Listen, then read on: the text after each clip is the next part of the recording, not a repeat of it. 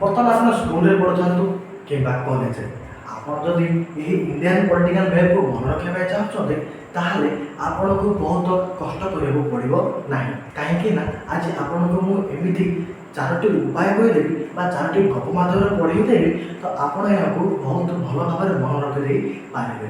चलते देखीदे से चारोटी गप गुड़िक कौन कौन। बर्तमान आपण प्रथम गपटी कहवाक जाऊँचे आपण मन ध्यान दे शुणु जपरी गोटे फिल्म स्टोरी कहला लगे। प्रथम ये अच्छा अरुण ओ आसमा दुहे सांग अटंती किंतु ताको स्कूल रे गोटे झील अच्छे जहाँ को उभय पसंद करे ता ना है कौन मेघा। किंतु मेघा कौन करे अरुण को पसंद करे हेले मेघा कौन कौन आसमान पाखे जो मणिटी रही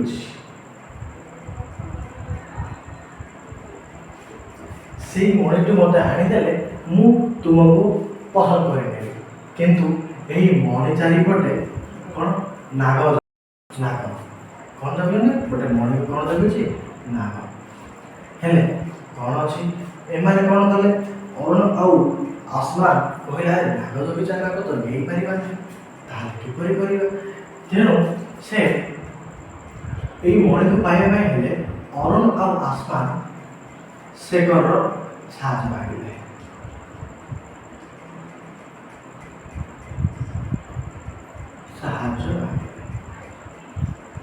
किंतु ए शेखर से किसी किमी दूर से अवस्थित था बुझिपारे मतलब पाइले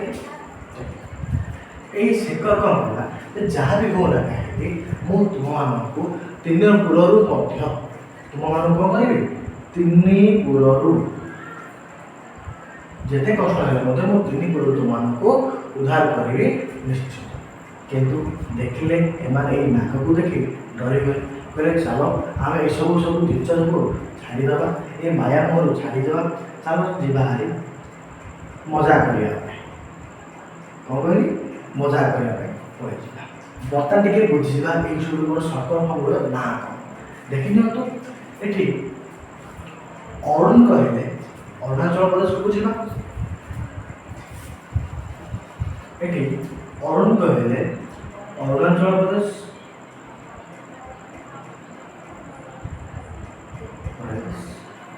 देन आसमान कहले आसमान आप एक तो जापर देन आसाम पाखे किए अच्छे पाखापाखि किए रही किए मेघा मेघा माने मेघालय देन मणि रही माने कौन मणि एवं मणि को जगेछि किए नाग बा नागा।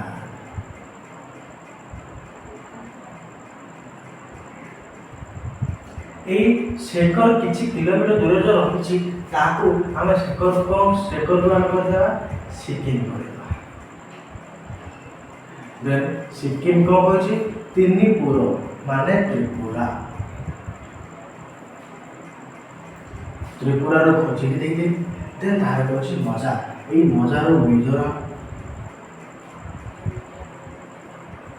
बर्तमान देखी दिखाँ ये आम केत जिन अति सहज मन रखी पारे 1 2 3 4 5 6 7 8टी जिन आम बहुत सहजरे मन रखी पारे।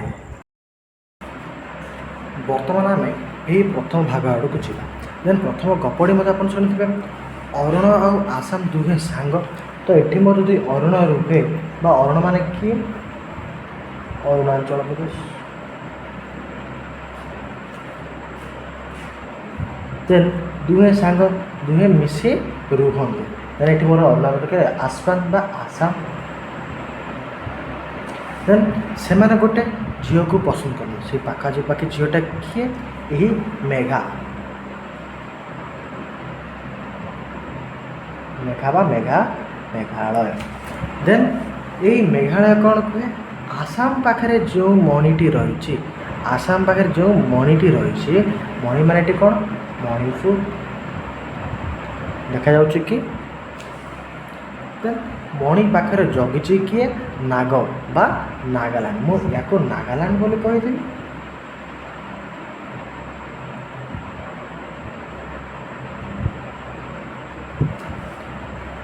ଦେନ୍ ଦେଖିଲେ ଅରୁଣ ଆଉ ଆସାମ ଦେଖିଲେ ୟାଙ୍କ ପାଖରେ ଇଏ ସାଙ୍ଗ କିଏ ଅଛି? ସିକିମ୍ ରହୁଛି ବା କ'ଣ ସେକର ରହିଛି କିଛି କିଲୋମିଟର ଦୂରରେ। ତା'ମାନେ ମୁଁ ୟାକୁ ସିକିମ୍ ବୋଲି କହିପାରିବି କି? ଦେନ୍ ସିକିମ୍ କହିଛି କ'ଣ? ମୋତେ କେତେ କଷ୍ଟ ହେଲେ ମଧ୍ୟ ମୁଁ ତୁମମାନଙ୍କୁ ତ୍ରିପୁରା ବା ତିନିପୁରରୁ ସେଇ ମଣିଠୁ ଖୋଜି ଆଣି ଦେଇଦେବି। ତ ଦେଖିନିଅନ୍ତୁ ଏଇଟା ମୋର ହେଇଗଲା କ'ଣ? ତ୍ରିପୁରା।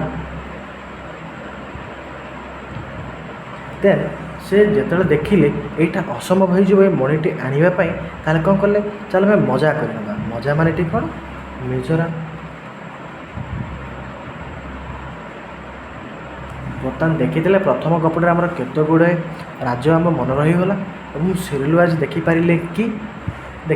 ଚାଲନ୍ତୁ ଦେଖିନେବା 2 ନମ୍ବର ଗପଟି କ'ଣ ଅଛି। 2 ନମ୍ବରଟି ହେଲା କ'ଣ? ପଶ୍ଚିମୀ ଓଡ଼ିଆସ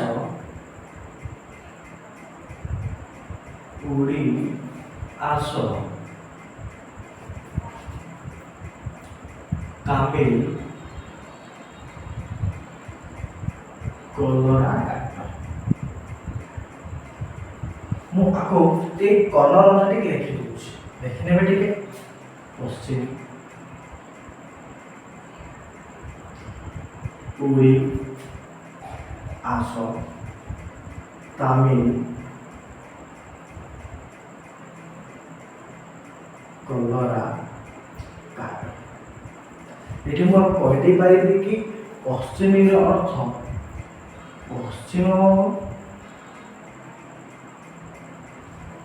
ଓଡ଼ିର ଅର୍ଥ ଓଡ଼ିଶା ଲେଖିଦେଇପାରିବି। ଦେନ୍ ଆସକୁ ମୁଁ ଆନ୍ଧ୍ରପ୍ରଦେଶ ଲେଖିଦେଇପାରିବି ନା? ବହୁତ ସହଜ ଭାବରେ ଲାଗିଛି। ବର୍ତ୍ତମାନ ଦେଖିପାରିବେ, ବର୍ତ୍ତମାନ ବହୁତ ସହଜ ଭାବରେ ଲାଗିଛି, ଆପଣ ଦେଖିପାରୁଥିବେ।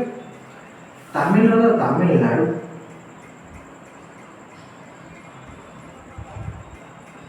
ଦେନ୍ ଏଇ କଲରା ସଦୃଶ ଗୋଟେ ରାଜ୍ୟ ଅଛି ଯାହାକି କେରଳ। ଆପଣ ତାକୁ ଲକ୍ଷ୍ୟ କରିପାରିବେ। ଏବଂ କାଟର ଅର୍ଥ ହେଉଛି କର୍ଣ୍ଣାଟକ।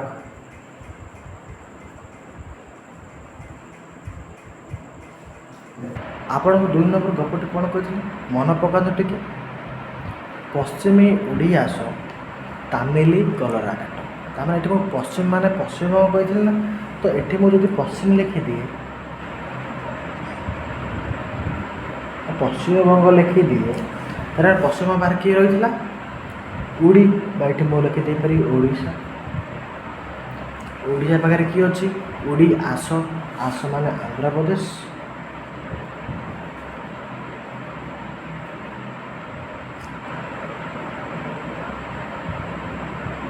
ପଶ୍ଚିମ ଓଡ଼ିଆସ ତାମିଲ କଲରାକାଟ। ଦେଖିପାରୁଥିବେ ଆପଣମାନେ। ଓଡ଼ିଆସ ତାମିଲ ମାନେ ତାମିଲନାଡୁ। ଦେଖ ଉପରେ ରହିଗଲା ପଶ୍ଚିମବଙ୍ଗ, ଦେନ୍ ଓଡ଼ିଶା ବା ପଶ୍ଚିମ ଓଡ଼ିଆସ ତାମିଲ ମାନେ ତାମିଲନାଡୁ ଲେଖିଦେଇପାରିଲି କି? ଦେନ୍ ତାମିଲନାଡୁ ବାରେ କ'ଣ କହିଥିଲି ମୁଁ? କଲରାକାଟ। କଲରା ମାନେ ଏଇଟା କହିଥିଲି ନା? ଦେଖ ଏଇଟା ଗୋଟେ କଲରା ସଦୃଶ ଦେଖିବା ପାଇଁ ଆମକୁ। କଲରା କିଏ ହେଇଥାଇପାରେ? କେବଳ କେରଳ ହିଁ ହେଇଥାଇପାରେ। ଦେନ୍ ପଶ୍ଚିମୀ ଓଡ଼ିଆସ ତାମିଲ କଲରାକାଟ। କାଟ ଲେଖିଛି, କାଟ ମାନେ କ'ଣ? କର୍ଣ୍ଣାଟକ। କ୍ଲିୟର ଏତିକି ହେଇଗଲା ଆପଣମାନେ? ଦେଖିଦେବା। ବର୍ତ୍ତମାନ ଦେଖିବା 3 ନମ୍ବର ଗପଟି ଦେଖିନିଅନ୍ତୁ। ଆପଣ ଜାଣିଥିବେ ରାଜସ୍ଥାନ ହେଉଛି ସବୁଠାରୁ ବୃହତ ରାଜ୍ୟ।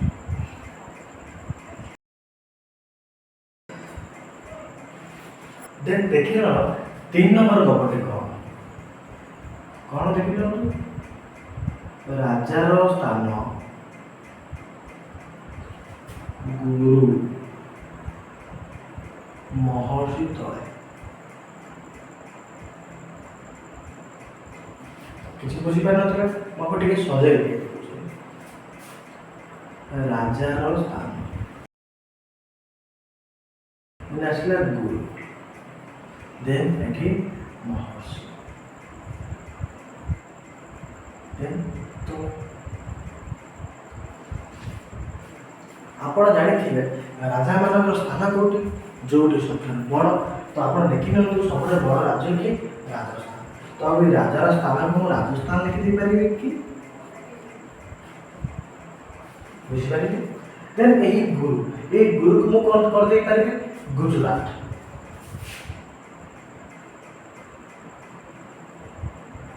ଦେନ୍ ଏହି ମହର୍ଷିକୁ ମୁଁ ମହାରାଷ୍ଟ୍ର କରିଦେଇପାରିବି ନା?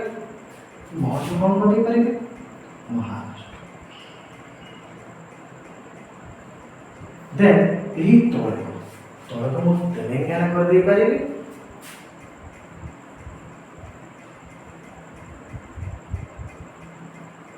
ଦେଖିନିଅନ୍ତୁ ରାଜାର ସ୍ଥାନ ମାନେ ରାଜସ୍ଥାନ, ଗୁରୁର ଅର୍ଥ ଗୁଜୁରାଟ, ମହର୍ଷିର ଅର୍ଥ ମହାରାଷ୍ଟ୍ର, ତଳେ ମାନେ ତେଲେଙ୍ଗାନା। ବର୍ତ୍ତମାନ 3 ନମ୍ବର ଗୋଟେ ସରିଛି। ଆପଣମାନଙ୍କୁ 3 ନମ୍ବର ଗପଟି କହିଥିଲି କ'ଣ? ରାଜାର ସ୍ଥାନ ଗୁରୁ ମହର୍ଷି ତଳେ। ରାଜାର ସ୍ଥାନ ମାନେ କ'ଣ? ରାଜା ସ୍ଥାନ ଯେଉଁଠାରୁ ବଡ଼। ଏଇ ଆପଣ ଦେଖି ପାରୁଥିବେ ଯେ ଏଇ ଟୋଟାଲ ଭାରତ ମାନଚିତ୍ରରେ ଏହି ଜାଗାଟା ହିଁ ସବୁଠାରୁ ବଡ଼ ଦେଖାଯାଏ। ତାମାନେ ଏଇଟା ମୁଁ ଲେଖିଦେଇପାରିବି କି ରାଜାର ସ୍ଥାନ, ଯାହାକି ରାଜସ୍ଥାନ, ତା ତଳୁ ଗୁରୁ ମାନେ ଲେଖିଦେଇପାରିବି କି ଗୁଜୁରାଟ, ଦେନ୍ କ'ଣ କହିଥିଲି?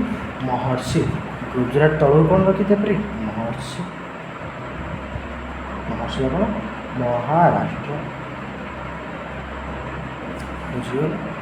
ଦେନ୍ ମହାରାଷ୍ଟ୍ର ମାନେ କ'ଣ? ତାପରେ ଅଛି ମହର୍ଷି ତଳେ। ମହର୍ଷି ତଳେ ମାନେ ତେଲେଙ୍ଗାନା।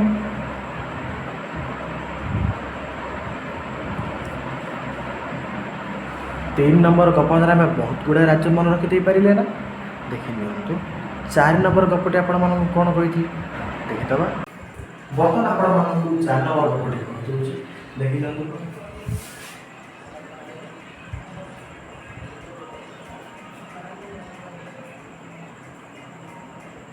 पूर्व से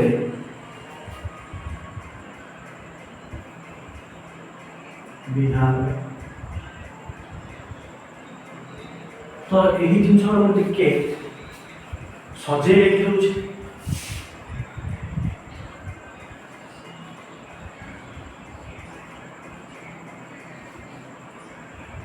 देखिए देगा ठीक है। P for Punjab, H for Himachal Pradesh,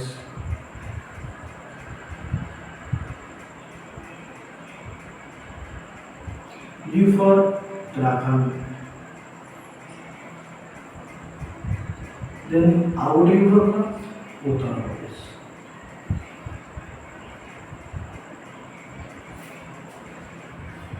एक वर्ष में लिखा नहीं, then तापर बिहार।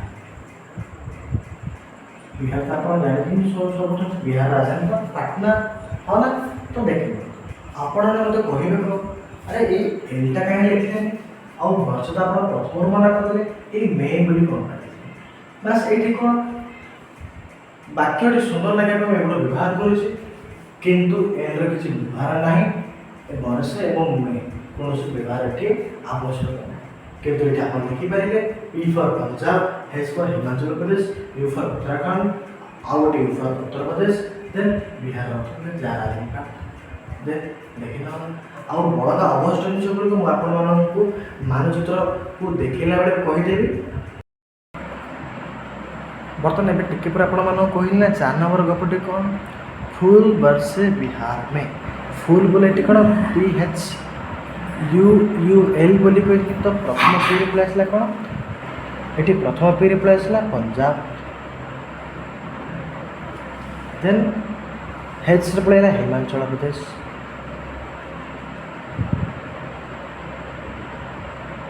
देन U रिप्लाई आला कौन? उत्तराखंड, देन आउ गोटे वे कौन रिप्लाई आसला? उत्तर प्रदेश,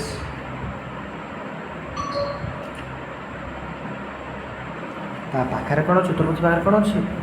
ବର୍ଷେ ତ ବର୍ଷେ ଆମେ ବ୍ୟବହାର କରିବା ପାଇଁ ମନା କରିଥିଲି। ଦେନ୍ ଆସିଲା କ'ଣ ବିହାର ମେ, ତ ବିହାର ଉତ୍ତରପ୍ରଦେଶ ରହିଲା କି ଏଠି ବିହାର।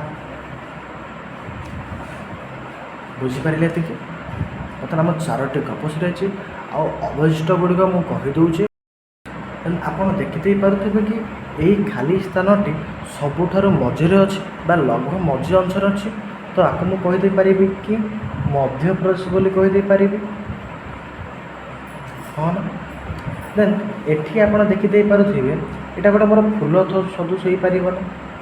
ଯେ ଏଇପରି ମୁଁ ଗୋଟେ ଚିତ୍ର ଗୋଟେ କରିନିଏ ତାହେଲେ ମୋର ଏଇ ଟାଇପ୍ର ଗୋଟେ ଚିତ୍ର ହେଉଛି ନା, ଦେଖିଦେଇ ପାରୁଥିବେ। ତ ଏଠି ଗୋଟେ ଫୁଲ ମୋର ହେଇଗଲା। ଦେନ୍ ଏଇ ଫୁଲ ତଳେ କ'ଣ ସବୁଦିନ କ'ଣ ସବୁଜ ରଙ୍ଗ ହେଇଥାଏ, ହଁ ନା। ସେଇଟା ସବୁଜ ରଙ୍ଗ ଆମେ କ'ଣ କହିଦେଇପାରିବା ହରିଆଲି ବା ହରିୟାଣା। ଏଠି ଯଦି ମୁଁ ଗୋଟେ ଫୁଲ ବୋଲି ୟାକୁ କହିଦିଏ ତାହେଲେ ୟା ତଳେ ମୁଁ କ'ଣ ରଖିଦେଇପାରିବି, ୟା ତଳେ ମୁଁ କ'ଣ ରଖିଦେଇପାରିବି ହରିୟାଣା। ହରିୟାଣା ଏଇ ସବୁଜ ରଙ୍ଗ ଆମେ ହିନ୍ଦୀରେ କ'ଣ କୁହନ୍ତି ହରିଆଲି ବା ହରା ରଙ୍ଗ। ତ ଏଠି ମୁଁ ଲେଖିଦେବି କ'ଣ ହରିୟାଣା। ଏ ଫୁଲ ତଳେ କ'ଣ ରହିଛି ହରା ରଙ୍ଗ, ବା ମୁଁ ଏଠି ଲେଖିଦେଲି କ'ଣ ଏ ଫୁଲ ତଳେ ଲେଖିଦେଲି କ'ଣ ହରିୟାଣା। ଦେନ୍ ରହିଲା କ'ଣ ଏଠି ମଧ୍ୟପ୍ରଦେଶ ପାଖରେ ଆମେ ଜାଣିଛନ୍ତି କ'ଣ ଛତିଶଗଡ଼। ଛତିଶଗଡ଼ ବା ଆମ ଓଡ଼ିଶାର ପଡ଼ୋଶୀ ରାଜ୍ୟ ଗୁଡ଼ିକ ଆମେ ଜାଣି ଦେଇ ପାରିଛନ୍ତି କ'ଣ ଗୋଟେ ଗୋଟେ ପଶ୍ଚିମବଙ୍ଗ ହେଲେ ଗୋଟେ ପଟେ ଝାଡ଼ଖଣ୍ଡ ଏବଂ ଆଉ ଗୋଟେ ପଟେ ଆନ୍ଧ୍ରପ୍ରଦେଶ, ଦେନ୍ ଆଉ ଗୋଟେ ପଟେ ଛତିଶଗଡ଼। ଏଇଟା ଆମକୁ ପଢ଼ିବାରେ କିଛି ଅସୁବିଧା ନାହିଁ କି। ଆପଣ ଦେଖିପାରୁଥିବେ ଏଠି ସବୁଠାରୁ ଗୋଟେ ଛୋଟର ଅଂଶ ଗୋଟେ ଅଛି ନା। ଛୋଟ ମାନେ କିଏ ଏଠି ଆମେ କହିଦେଇପାରିବା ଗୋଆ। ଏଇ ଛୋଟ ଆମେ କ'ଣ କହିଦେଇପାରିବା ଗୋଆ ବୋଲି ଆମେ କହିଦେଇପାରିବା। କିଛି ଅସୁବିଧା ରହିଲା କି ବର୍ତ୍ତମାନ ବୁଝିବା ପାଇଁ। ଦେନ୍ ଯାହା କ'ଣ ଜାମ୍ମୁ ଓ କାଶ୍ମୀର ଥିଲା କିନ୍ତୁ ବର୍ତ୍ତମାନ ଏଇଟା କ'ଣ ଅଲଗା ହେଇଯାଇଛି। ଲେଖିଦେବା ଆମେ ଏଠି ଜାମ୍ମୁ ବୋଲି ଲେଖିଦେଇପାରିବା।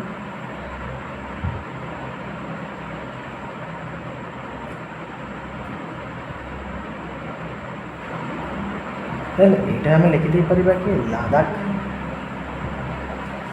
ବଡ଼ ଲଗ୍ନ ଦେଖି ନିଅନ୍ତୁ ଆମର ବହୁତ ଗୁଡ଼ାଏ ସବୁ ରାଜ୍ୟ ଗୁଡ଼ିକ ଆମେ ପରିପୂର୍ଣ୍ଣ କରିପାରିଲେ କି